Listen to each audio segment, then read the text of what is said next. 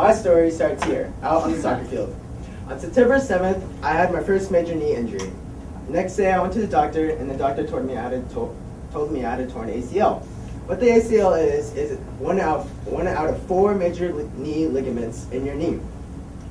Now, he told me I could continue playing with a brace and under certain circumstances, but it was highly risky. So, being 13 and naive and loving the sport, I continued playing. So here I am, 3 years later. 2 new injuries, 4 surgeries since that day. Great. But I can't complain too much because there are other disabilities that outweigh mine by tons. For example, Rebecca O'Donnell. He's a 19-year-old student who recently graduated. He was denied to play any sport in his high school due to visual impairment. Now, Rebecca, he wasn't allowed, so therefore he found a sport outside of school. He found a passion for karate. Now, it was hard for him, and his trainers had to go slowly and teach him slowly. But eventually, he's a well-known and well-respected karate student. That's just one out of a million stories. But who really cares? Well, these people do. 200 million people in India who need eye care, and less than 10% receive that eye care. Now, keep in mind, this is one disability, one nation. Think about the whole nation's disabilities. Think about that number. Think about how big that number could be. Now, the sad thing is, these people, if they were only to get a simple eye care or glasses, that could prevent them from losing their visual abilities, 100%. Just in America, 7.4 million people suffer from mental disability.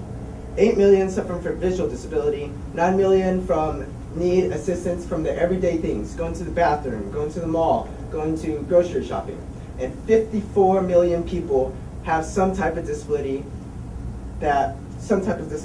out of 300 million people in America. This is just America.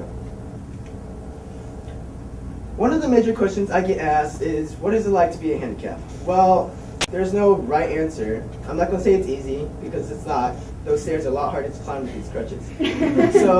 But one of the major things I didn't like about it was losing my independence.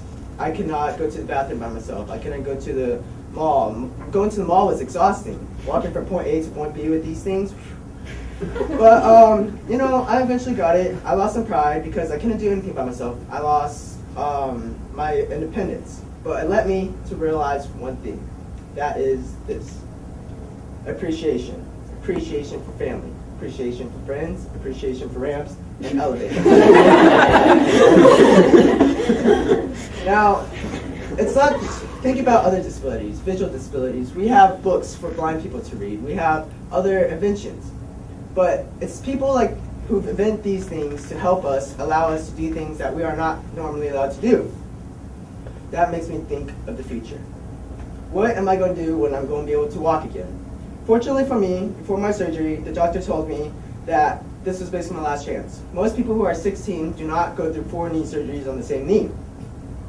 So I began to think, what can I do? What about the future? Luckily for me, in a couple of months, I will be able to walk just like all of y'all. But what about those people who can't ever see again, who can't ever walk again? What about those people? What can we do? That's why I believe we should dedicate our time, our money, our resources to help spread that knowledge.